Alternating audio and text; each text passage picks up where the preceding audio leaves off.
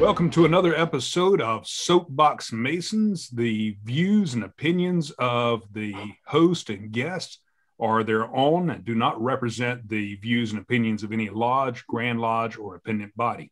And tonight we are thrilled to have Worshipful Brother Brian Simmons, Worshipful Brother Ryan Wheaton, and Worshipful Brother Tim Dahlman. So let's go around and let each one introduce yourself. We'll start with you, Brian. Thanks, Matt. I am exactly who you said I am. Brother Brian Simmons, past master of Ezekiel Bates Lodge, and a bunch of other Masonic things. All right, and Ryan. I am Brother Ryan Wheaton. I am a past master of Dayspring Lodge, an affiliate member of Brigham Lodge, and member of the Scottish Rite, and currently my district's LOI coordinator. And Brother Tim Dahlman. I'm a past master of Phoenix Lodge number 8 and affiliate member of Ashburn Sterling Lodge number 288 and senior warden, and involved with a lot of other Masonic bodies as well. I think all of us stay pretty busy Masonically. Our combined resume would probably stretch to the moon and back. But tonight we're going to talk about the decline in membership in Masonry. Is that a bad thing? Is it a good thing? And where are we? What are we looking at in the next decade or two? So, Brian, I know you've got some opinions on this. Let's start with you. Yeah, I think we have to have a somewhat of a basis. So, if you don't mind, I'll give you my theory on the history of how we got to where we're at. So we know that Freemasonry was the Enlightenment. The Morgan affair kind of wiped a lot of that out, and then it really resurged after the Civil War when all the soldiers needed that fraternal bond that they had during the war. And we see that through history with all the wars. Really, World War I, there was a spike. World War II, there was a huge spike. Not so much with the Vietnam, because the climate changed to not really follow your father's path, I would say. So that's what you have, right? So you have all these people that you started out as educational and deeper thought, and you got a clean slate and you slip way more towards fraternal, which is fine. I mean, they all fall under Masonry, but now what we have is a lot of deeper thought men looking for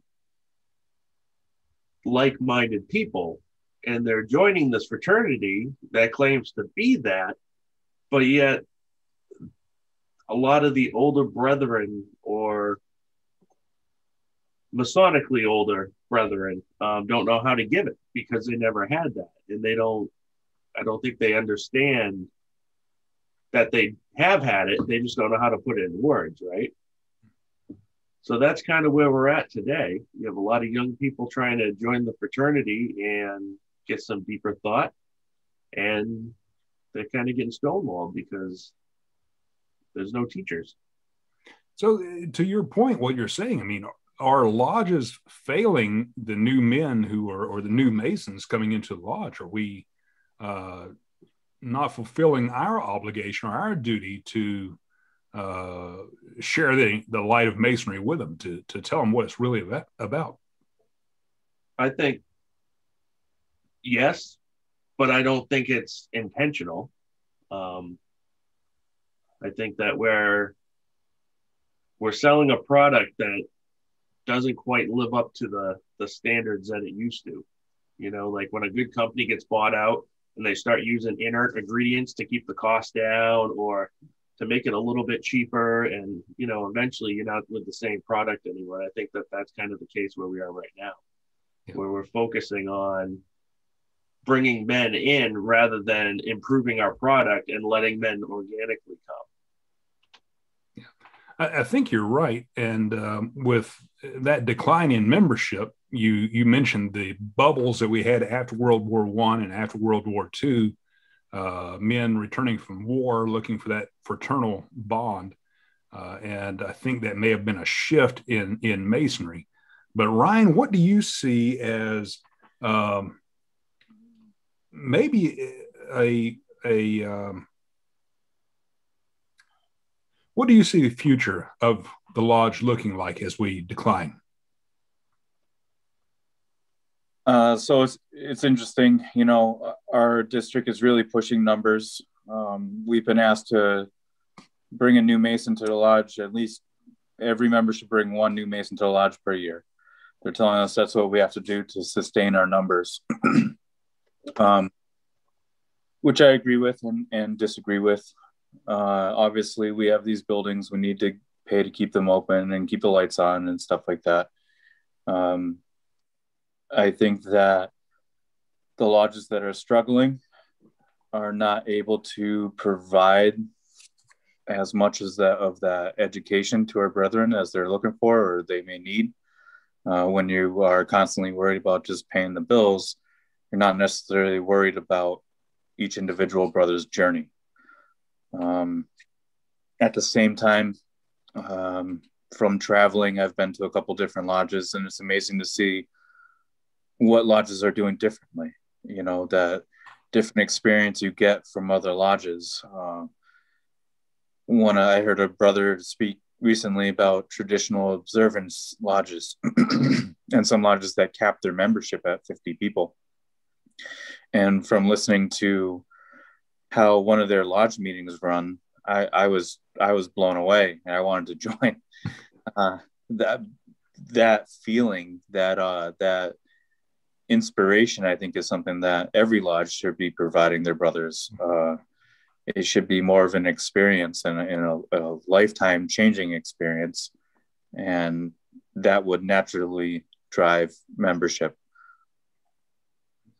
So do you think it's a case of the lodge not living up to the expectations of the men joining the lodge, failing them in the education or maybe poor ritual work or poor degree work, and they're just not feeling like they're getting their money's worth, so they go elsewhere? I mean, we're losing more members from attrition than we are from death every year. Yeah, absolutely. One of my biggest problems is how our business meetings run. You know, nobody pays dues every single year to show up and hear the minutes read and then go home afterwards. That's not what going to lodge should be. It should be an experience, and it should be an experience every single time. I personally recommend abbreviated minutes, or, you know, put the minutes on the secretary's desk and let the brethren who want to go over them afterwards.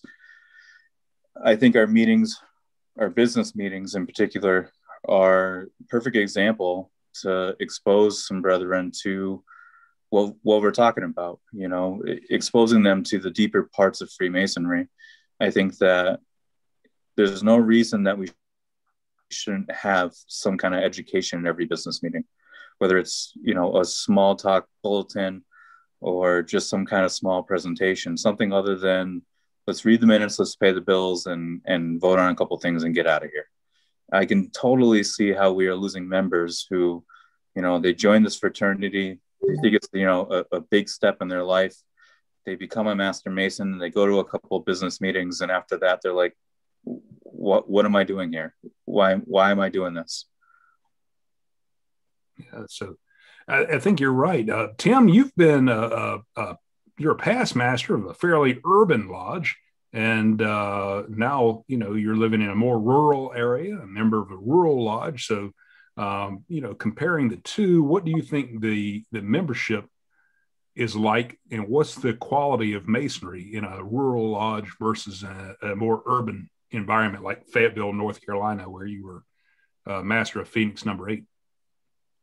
And that's a great question. There are absolutely a lot of differences. There are a lot of similarities. I am glad to report that there are a lot of positive similarities just in the overall general behavior and character of the membership. as far as the way they conduct themselves in society. And I can see where Freemasonry likely has had an influence on that. So those are positive things. I think one thing I've noticed is that a lot of the rural lodges are more open to spiritual talk and discussion than the urban lodges. And I think it might have to do with the approach to how the stuff is presented, and in the, which was kind of a shocker to me, but if you use words that upset people or concern people, then they kind of shut down.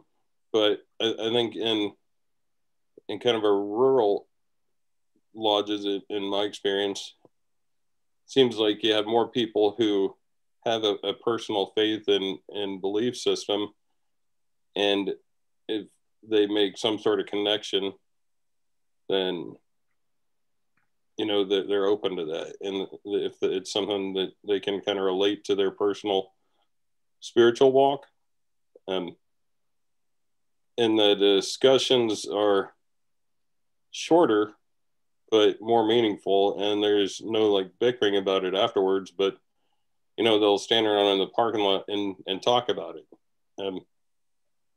However, if you presented the same material with a few different words leading up to it, then they might be kind of defensive. Conversely, in the urban lodge,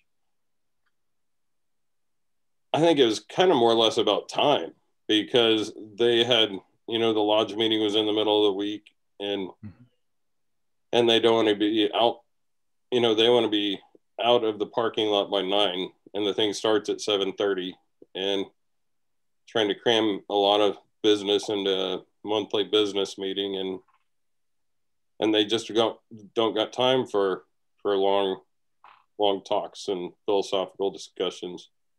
Whereas in the rural lodge, they do, they'll make time for that. And not all the lodges are like that, but that's predominantly what I see. Yeah, it's funny. I've had some of the same observations when I give a presentation in a rural lodge. It tends to be, especially if it's a deeper, more spiritual presentation or esoteric presentation, it tends to be received better in a rural lodge. I can give the same presentation in a urban lodge and just really hear crickets. So I think that is interesting. I don't know what the reason for that is, but that has been my observation as well. But just a general question to everyone. Is the reduction in membership really a bad thing? I mean, we're quickly returning to pre-World War II numbers. In a short period of time, we'll be there. But is that bad? Is that something we really need to worry about? I think anytime you have a drop in membership or engagement in any organization, then that's a decline. I mean, that's an indicator of membership dissatisfaction, and just keep it in business terms. And so in terms of attrition, that tells me that members or Masons came in looking for something and they didn't find it. And whatever they did find was not worth their time or money. But did we get too big too fast? Were we ever meant to be this giant fraternal organization? Or was it meant to be smaller? Are we more in a period of right sizing more than really a decline where we should be worried over that? Well, I know, just looking at the Scottish Rite, I know Albert Pike never intended for any of those degrees to be conferred in anything larger than a lodge setting. And he thought the Scottish Rite should stay a small, kind of exclusive education and philosophical based organization that was just spiritual and mystical. And there were people who waited until after he passed away to move to theater size, where they were looking to upscale things. In one theoretical idea, if you have a great thing, then more of a great thing is a good idea. But you can't. The reality is you can't mass produce fine handcrafted items. That's a good analogy. That's a great analogy. So Brian and Ryan, I mean, what are your thoughts on that decline? I mean, are we right sizing or are we in trouble? I think it's interesting because Ryan and I were talking about this the other day, and Tim, I don't know where you were, man. I think something happened. Who knows? And we were discussing it about how lodges were forced to split once they hit a certain number. And it sounded bizarre, but now it just dawned on me that's like your limit of intimacy, right? So once you hit 50, you can know 50 guys very intimately and be there for them, and they can be there for you. But once you hit 400, then what do you do? Like you can't have that Masonic bond that tight with 400 people. So it just dawned on me now that, I think that's your sweet spot. Yeah. Yeah, my urban lodge, we had at one point closer to 500 members. And I think the maximum occupancy in the building was less than a quarter of that. And, there definitely were not that many seats. And so there was kind of no expectation that, those members would be there. I mean, it's Walmart has the right business model. If they want a large influx of people to be there often. So they have large, well-lit parking lots. They have big doors and, lots of room for people inside. And only 2 checkout lanes open. Yeah. Yeah. Well, that forces you to stay in and shop more. But, if you have a lodge building in a world where the standard way people transport themselves is with a car, you should not your parking lot determines your parking lot, and the number of chairs determines how many people will realistically show up. And so I think the parking lot and the number of chairs is how much that's what the lodge communicates that it wants there. And when it has more members than that, I mean, sure, some people, not everyone can go to every meeting, and airlines overbook, but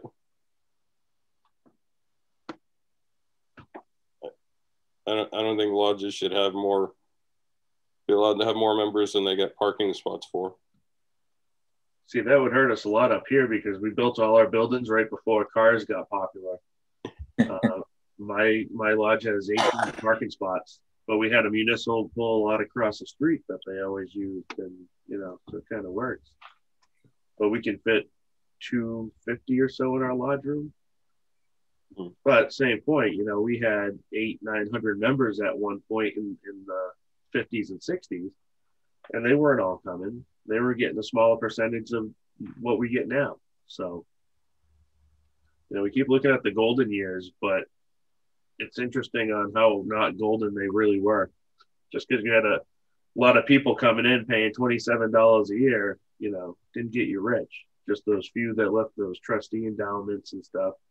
And for the most part up here, all those trustees, like the endowments that were left, were well before, your charter members and whatnot left that actual money, not in the golden age. Yeah. So, Brian, you brought up the $27 a year dues, and I read recently, or maybe about a year ago, that at the time George Washington petitioned to join Fredericksburg number 4, in today's dollars, his initiation fee was around $2,000. And men at that time, of course, Tim, you talked about transportation and vehicles, cars.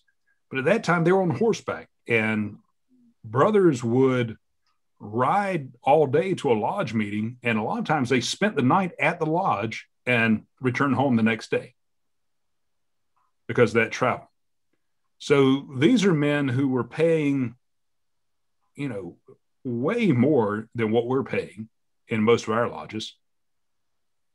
And they were sacrificing their time to travel these distances to get to the lodge, spend the night there away from their family, and travel back home the next day. What were they getting out of Masonry that we're not getting today? And I think you alluded to it. It's the quality of the meeting and what goes on there. But have we lost touch with what Masonry really should be, the importance of Masonry to us? I don't think to this group, but it's interesting that we talk about this, because I just did a 150th anniversary last summer for my lodge, and going back through all the minutes and reading it again, we think like everything was super smooth and everything like that. Their meetings went on forever. They would do elections and have to re-elect 4 or 5 times because they wouldn't have a majority. They'd elect a guy and he'd say, I don't want the job. And like the minutes, like a 4-hour election meeting, but yet they came because there was a reason to come, right? They were the pillars of the community. And this is a place that they could go, and outside didn't matter. You're under the same oath. Let's hash out everything, let's make our community better. And like, so you fight through that stuff, right? And to try to get today, we're focused on bringing human capital into the building rather than building a product worth bringing people to. So what you do is when you focus on membership, you overlook other things. So, well, let's make it less scary and take these words out, and let's make it a little bit easier. Let's offer 1-day classes. Let's let's have them be able to go through the entire line, and we'll just let them skip things. It's okay, because we just want to make it as easy as possible so they'll stay. And rather, everyone knows that when you give a kid something, he's going to break it. But if he pays for it, he's going to take care of it. So I don't understand why this lesson isn't learned at the Grand Lodge level in any jurisdiction. It's just like, let's make everything as easy as possible, and that'll work, rather than making it the way it should be and making it an honor to be a Mason and not trying to get people to join. Yeah, and that makes perfect sense, and it really alludes back to something Ryan was talking about earlier with the money coming into the lodges. Our lodges, well, Ryan, you talked about the expectation of bringing in members, almost like a recruiting drive for Masonry. Yeah. And is that the wrong direction? Are we inviting in the wrong men? Are we just inviting them in just so we can get their money to keep the lights turned on and pay for the building? Yeah, this is one of those moments I'll do a handstand and a double backflip onto my soapbox. I think that's exactly where we're going wrong. Like I said, I'm a member of 2 lodges, and one is struggling on membership and the other one is not struggling on membership. And I love both those lodges for different reasons. But I think that we are pushing Masonry in the wrong direction. And by we, I mean the general, consensus, the pushing for membership. I feel like we have trained our Masons coming through the lodges nowadays that once they go through the degrees, join a lodge, go through your 3 degrees, and then you're good. It's like, I'm all set. I hit Master Mason, I'm good, and I don't have to do anything else. If I want to be an officer, I can be an officer. But I feel like that's the exact opposite. That once you become a Master Mason, that's the beginning of your journey, not the end of your journey. And I don't think that we emphasize that enough. We have this saying that, we in Freemasonry, we take men and we make them better. And I feel like that's a misnomer. I feel like the saying should say, we take good men and we give them the tools to make themselves better. Because if they don't apply what we have taught them, then they become that, that dues paying member. They're not a Mason, they're just a member of the lodge. And a lot of them don't show up for events and they don't get involved, and it's the wrong way to go about things. I think we should really push for a longer time between the degrees. I'm not a big fan of one-day classes. That's not a secret to any of you who know me. I think that you get more out of it going through the degrees in a traditional sense.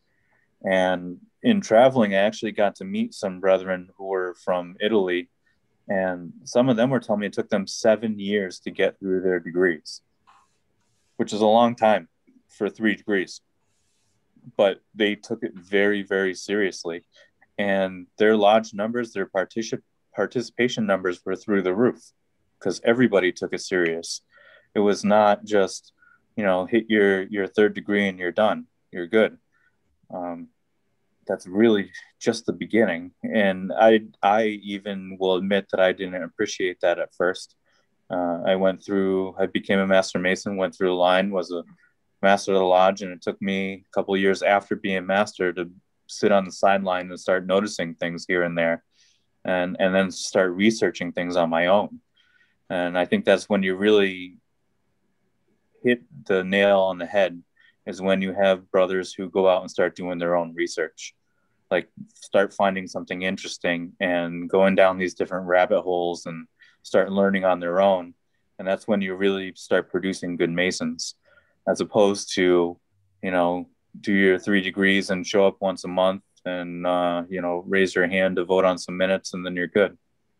There are 2 different kinds of Masons. And we've had this discussion before. There's also another discussion going on as we speak on one of our other forums where they're talking about the same thing.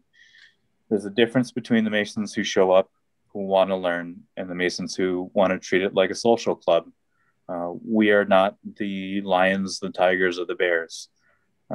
It's not that kind of a club. And I think that we should instill that in our membership, that we are more than just a fraternity or just a club.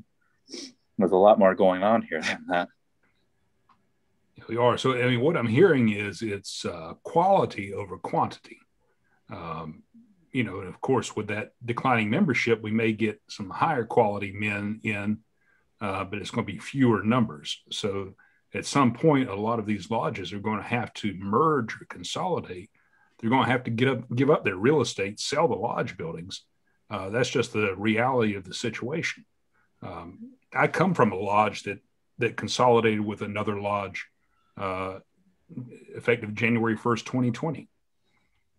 And it was the only viable way for the lodge to survive. So we're all still together. We're all the same brothers, just under a different name, different charter, but that's really it. But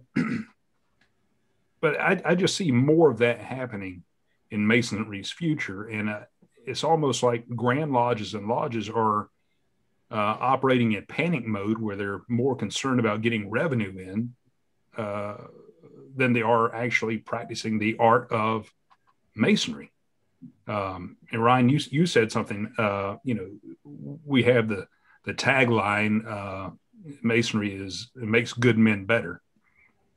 We've all seen the bumper sticker, to be one, ask one. And those are just little clever marketing things that brothers came up with, but they're really, like you said, they're misnomers. They're not really sharing what Masonry is. It's inviting someone to ask you for an application or petition to join your lodge. So we go back to the original premise of our discussion. The decline in membership, will that level off at some point? And should we learn to operate on a smaller budget and focus on the quality of the men coming into the fraternity? I think it's going to have to level off at some point. I mean, I know that John Ruark has the doomsday clock running from his research. But I mean, realistically, there's pockets of excellence all around the country, and we've all seen it. And those lodges aren't going anywhere, and they're growing greatly. Unfortunately, like anything, there's going to be some models that just can't continue, and they're going to have to merge off or turn their charters in. And it's unfortunate, but I mean, that's good business practice, really, right? You got to close the underperforming stores, essentially. Yeah. I'm not sure the Masonry can be accused of always using good business practices. Well, I'm going to, I got some comments on this. Yeah. For me, as part of my Masonic journey, I went to a lodge and I went through the catechism. That was the requirement for advancement when I went through. It was the catechism. And unfortunately for myself, I had a quick ability to learn that thing. And so I learned my catechisms very fast. And so I went through the degrees really fast. I really enjoyed the work with my coach. We'd learn it, and we just had a lot of deep philosophical discussions as we went through that. And in turn, that's one reason I enjoyed coaching guys, because it helped me to revisit those things and stay fresh on them. But that coach, he was also an officer in line, and he got me into the progressive line very quick. And that was perfect for me because it kept me very much involved and engaged, and it kept my mind stimulated and focused on, learning the mysteries and, making the connections between, stuff I'd learned in the catechism to really focusing on learning different parts of the degrees, like the different deacons' roles, the junior, then senior, and their interactions with the candidate and the language. And as you learn this stuff, you philosophically, process that. And so, with each movement up the line, you're learning different things and making different connections. And I kind of felt sorry for the candidates, because if they did not have a good coach and did not get in line, once they joined the lodge, there was nothing more asked of them. They went through a period of intense mental stimulation and spiritual stimulation into more or less a new world. And then it's like the water is shut off for them. And so they have no, further study or involvement. The lodge doesn't ask them to do anything, and they don't know enough to know where or how to start getting involved. And so if a guy is not in an opportunity to get in a progressive line and start studying those things, then he's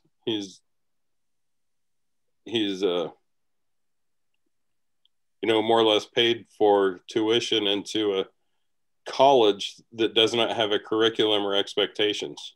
And so it's like he's paying for the right to sit down and fall asleep and wear buy the college swag. And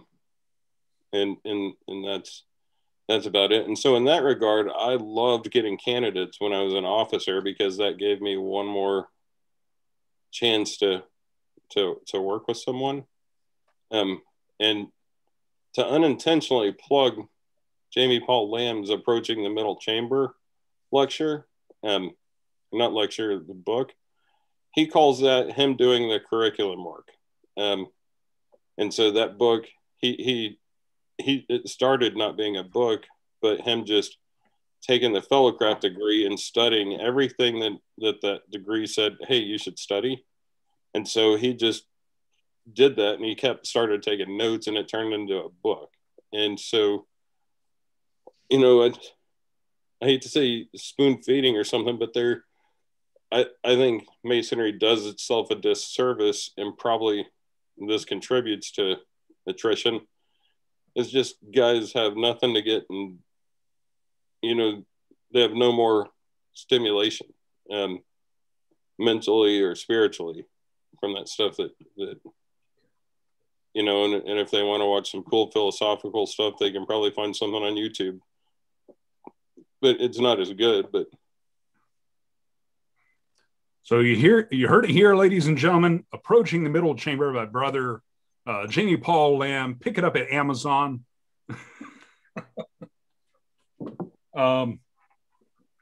Yeah, I think those are good points. I think there are good arguments to be made for a progressive line to keep the brothers engaged.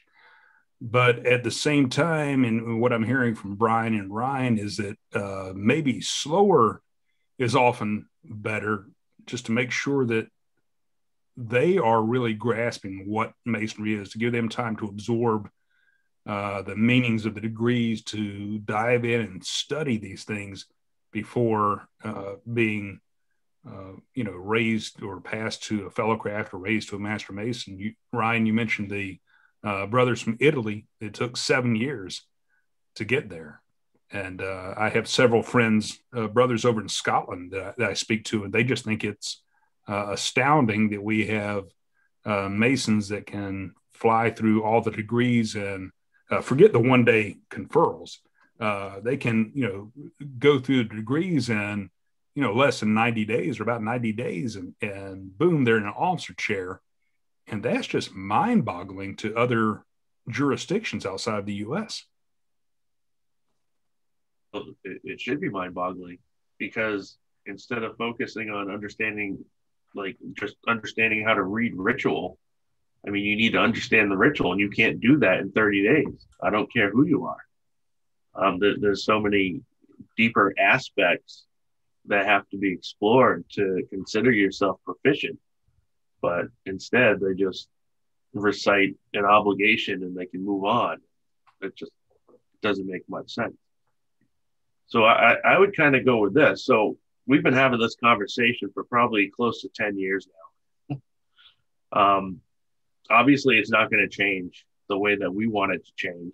And membership isn't going to jump up the way that the Grand Lodges want it to change. So what would be a compromise? I mean, what's the compromise? Is it forming groups like Refracted Light, where like-minded brothers can go, and then you can bring your like-minded brothers there, so now you have a bigger group? I mean, I'd be curious to know what your thoughts are on that, Matt. Well, isn't that really, yeah, but isn't that really how the appendant bodies, Scottish Rite and York Rite, really were birthed?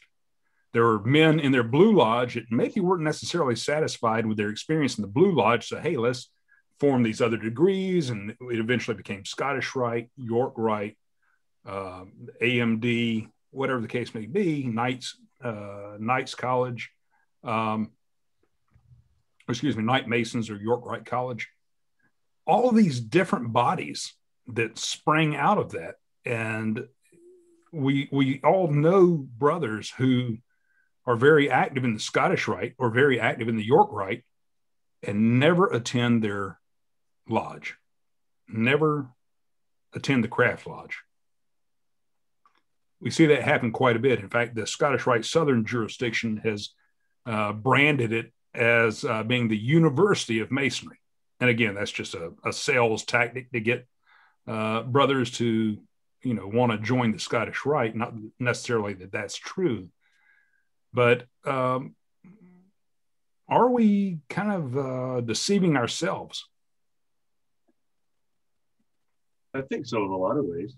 I mean, you think about it, you're talking about all these York Rite bodies, and I think about how it is in my area, and it's the same guys, right? So I'll go to my chapter meeting, I'll put that collar on, we'll have that meeting, I'll take it off, put my purple collar on for council, and after a while, we ballooned out, and now we're deflating back down, and there's not enough bodies to fill the seat. So in a lot of ways, I mean, Scottish Rite aside, because our Scottish Rite's doing perfect. I'm sure it's similar down there, but a lot of our York Rite, they're all struggling. I think it's a lot of cases where they followed the Blue Lodge model rather than sticking with their individualities that they originally started and intended to do. But, unfortunately, I don't think there's very many that are doing exceptional. Yeah. Yeah, if I can weigh in here to go back to your question of, is dwindling membership a good thing or a bad thing? We had this conversation before, and it's kind of a double-edged sword, and it's also kind of relevant to the lodge itself. A lodge that is having trouble paying the bills is not going to spend as much time to educate their brothers because they're more worried about paying the bills. Where that lodge that is doing okay has the wiggle room to spend that extra time theoretically to help teach and train their brothers. And do I think it's a good idea to just redirect them to somewhere like Refracted Light or Scottish Rite or York Rite bodies? Not necessarily, because that doesn't solve the problem in your Blue Lodge. In fact, it only makes the problem in your Blue Lodge worse, because now those, philosophical, wise-minded brothers are going elsewhere. Brain drain. Yeah, and once they find, like-minded brothers, they're going to stay there. Why go to a Blue Lodge and listen to the minutes when they could go have a philosophical conversation with, somewhere else? So I think we need to get away from just the run-of-the-mill masonry that we're seeing in Blue Lodge. I think we need to introduce some of that education and some of that philosophy into our Blue Lodges to help keep the membership there. There's no reason that there shouldn't be some kind of presentation at every meeting, whether it's a degree or a business meeting, or, there should be some kind of educational aspect. And it doesn't always have to be philosophy, but it should be something to keep people engaged. Yeah. And what you just said really circles around to something we discussed at the beginning. And that is, are the lodges failing the members? When the members gravitate towards other bodies or refracted light or whatever the case may be, and, don't show up, or they're not active in their Blue Lodge, does that say more about the Blue Lodge than it does about that brother? I think, yeah, I think we're failing on both fronts. I think we're failing on not only business meetings and teaching our brethren, but we're also failing on degree work. I think that we've watered down masonry. Brian had mentioned, I think it was Brian mentioned earlier, changing ritual to make it sound less scary, and doing different practices to not alarm our candidate or make them nervous. Or, here in Massachusetts, we don't do certain parts of ritual that other parts of the country are doing. And we don't do it because specifically for the reason we don't want to scare the candidate. I think that's a little ridiculous. Not that I'm trying to scare anyone, but I think that takes away from the experience. It's like taking, a real nice scotch and pouring in a glass and then filling the rest of the glass with water. You don't get the same product that you originally had. And that's kind of what we're doing. And how long are we going to keep, turning Blue Lodge masonry into cancel culture? So let me ask you, in Massachusetts, you had mentioned the reading of the minutes earlier. Do you have the option to just dispense with the reading of the minutes and just have the hard copy there? Just roll without that? It's up to the master, and it depends on the lodge. When I was master, I would do abbreviated minutes, so just the important stuff. And then we would vote on them, and then that would be done. And I started arranging like a small talk presentation at every business meeting. It only had to be 10, 20 minutes, sometimes a little longer, 30 minutes or whatever. But it was something to get brethren to the business meetings for something other than business. And there were other times I would either just table them or leave a copy on the desk that people could look at afterwards. But I think that, going to a business meeting should be an event just as much as going to a degree. Yeah, one of the rural lodges I attend regularly here in West Virginia. I'm not a member of the lodge, but I visit it frequently. They have 2 regular meetings a month if there's no degree work happening, but they actually are pretty busy. But they have kind of 2 stated meetings a month, and one of them is short and sweet and it's business, and the other one is intended to be for education and study and the other things, and so that's just kind of the rhythm that they do, and so it's kind of neat that they do that. That's awesome, and I'm sure that helps keep brothers engaged, and that's part of our problem with our attrition problem, is that we're not keeping people engaged. Yeah.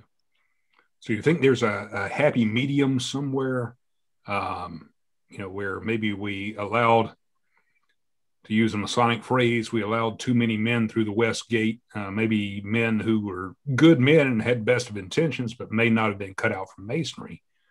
Did we make it too easy for them to just walk in with, a check for their affiliation fee in hand or cash and say, okay, make me a Mason. And just because they show up and knock on the door with money in hand, we take them in. We put them through the degrees. Do we see a lot of that happening? Yes. I almost demitted from Masonry in 2020. And I'm a life member of several different things. I joined another organization that used to be an official part of Freemasonry, but kind of broke off. And it required a 90-day thing just to apply, like a 90-day study followed by interviews and everything else just to apply to join. And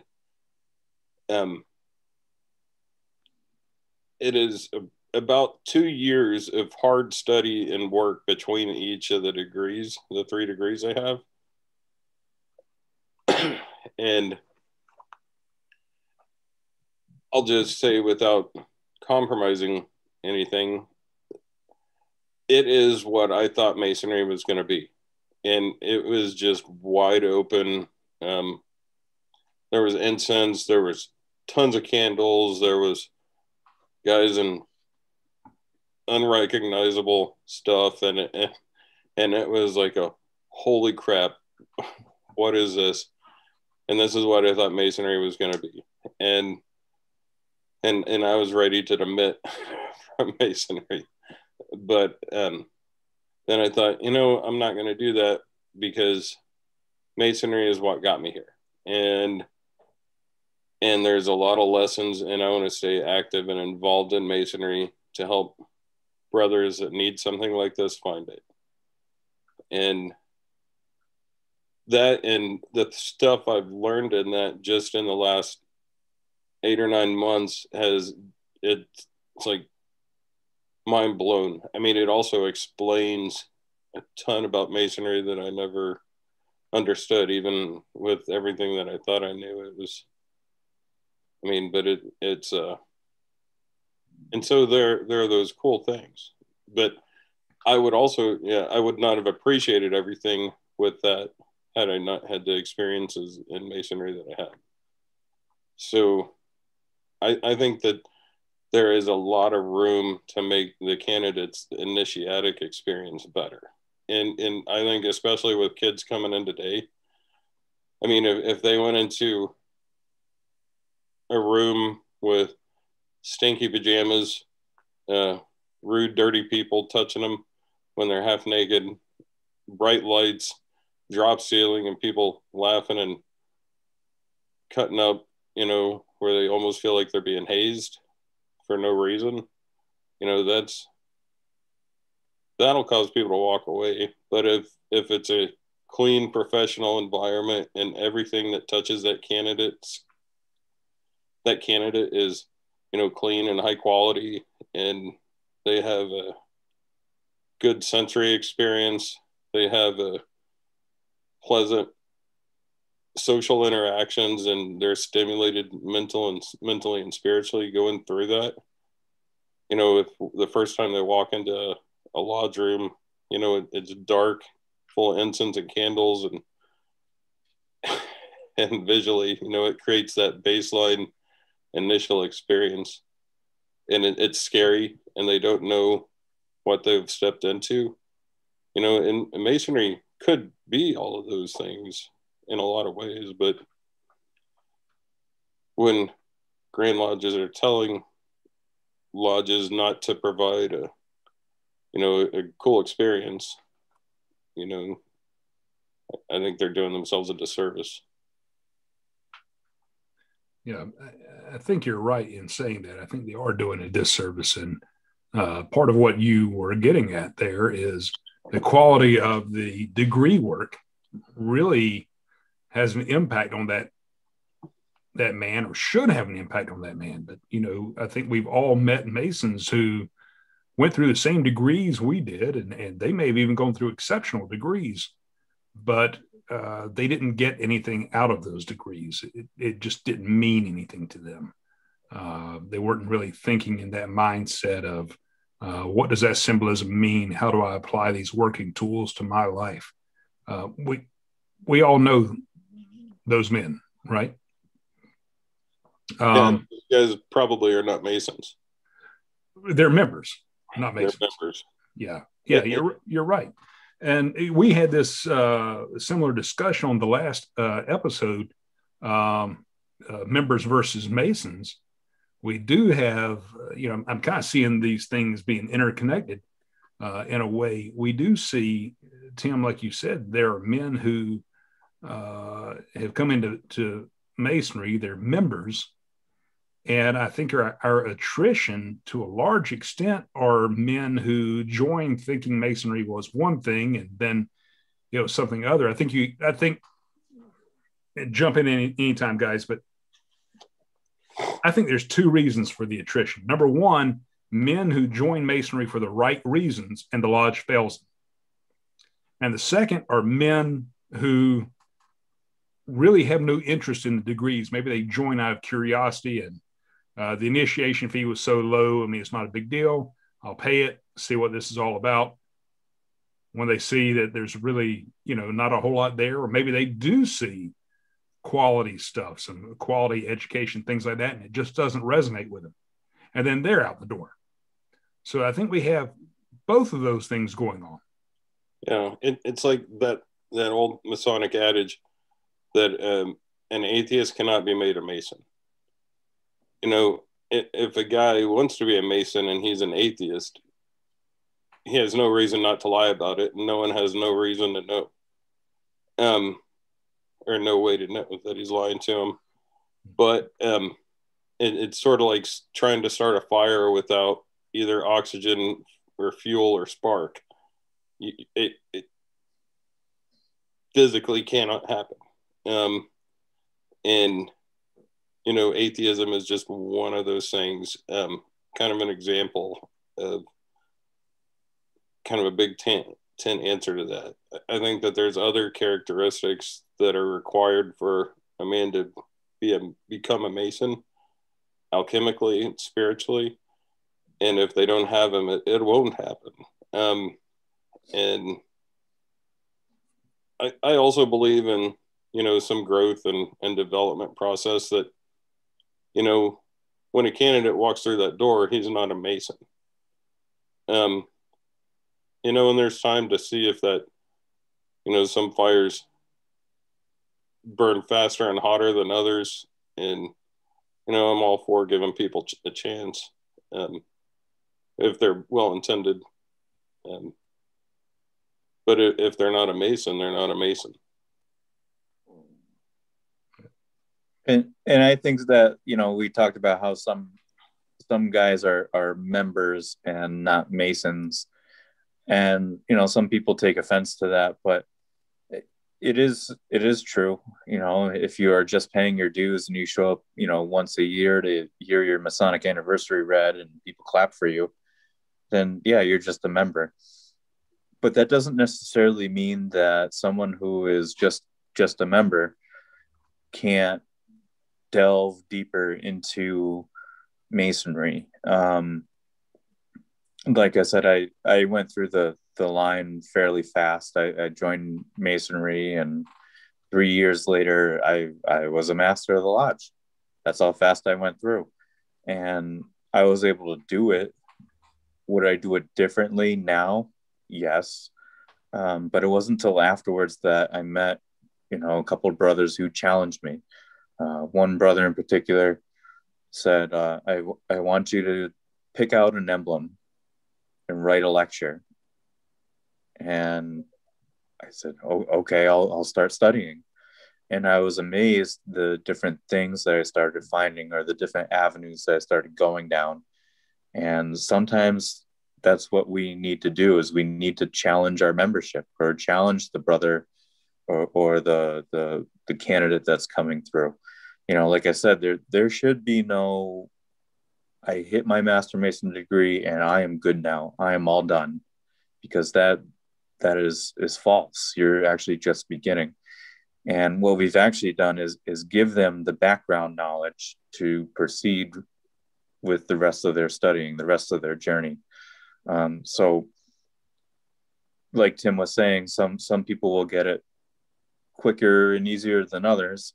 And then I feel like us as a lodge and as a brethren need to sometimes challenge some of our brothers, give them that presentation, tell them, all right, you're up 2 months from now, and you got to give this lecture to the entire lodge, and it kind of puts the ball in their court, and let them do that research, and that development will hopefully follow. But I don't think that just because you are a member that you are destined to forever be just a member. Just have to apply yourself. Yeah, that's true. Well, we're going on right about an hour here, so why don't we go around and get some final comments on your thoughts and the decline of membership, where we are, where we're heading, and again, just reiterate: is that a good thing or a bad thing? And I'm hearing that it's not really anything to be concerned about. It may actually be a good thing, but let's just go around and get some closing thoughts. Who wants to go first? Jump right in.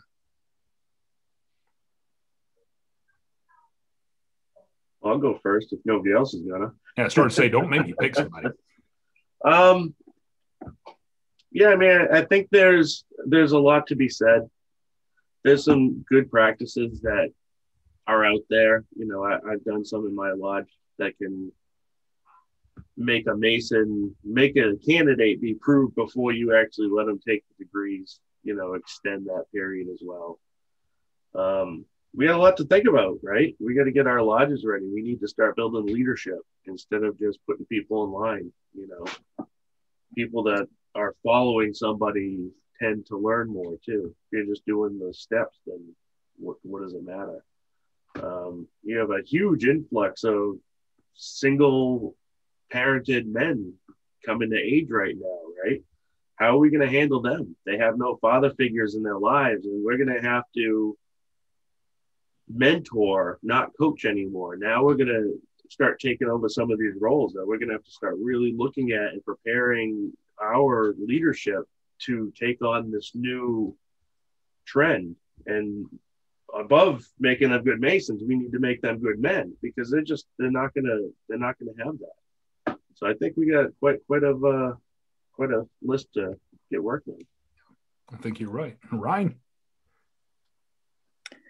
Yeah, so I think like I said, it's dependent on each lodge. Each lodge is, in a different stage of membership than the following lodge, and it depends on whether or not they can provide that, meaningful experience to not only their members, but also the candidates.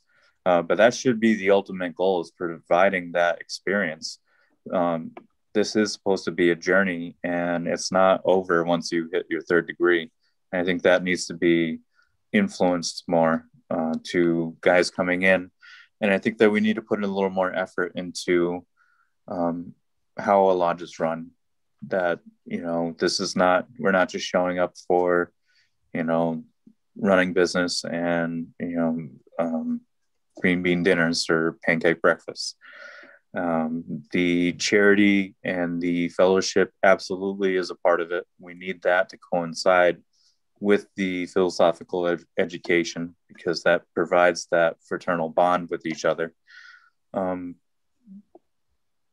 But our lodges in general need to work better at producing better Masons and making sure that they are prepared to become better Masons, and realizing that at the end of your degrees, the ball's in your court.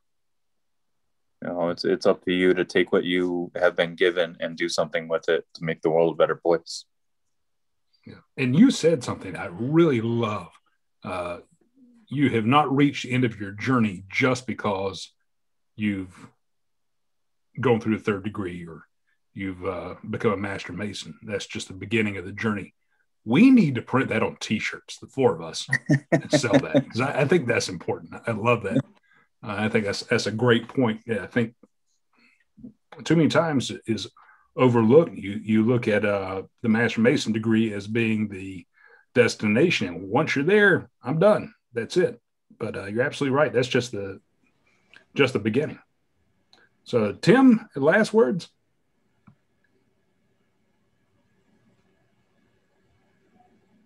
There are some real tangible action plans that can be implemented. And they're all centered around communication and expectation management in education. I'm not certain.